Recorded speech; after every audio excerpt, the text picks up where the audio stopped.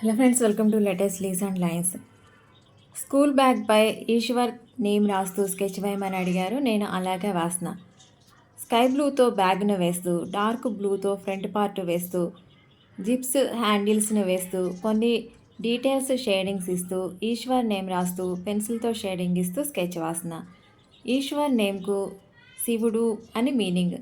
ఈశ్వర్, నీ నేమ్తో ఈ స్కెచ్ నీకు నచ్చుతుందని అనుకుంటున్నా. మనం వేయాలనుకునే స్కెచ్ను సరిగ్గా చూసి కావాల్సిన కలర్స్ ముందే తీసుకుని పెట్టుకుని వేసేటప్పుడు గమనిస్తూ వేస్తే కరెక్ట్గా స్కెచ్ వస్తుంది.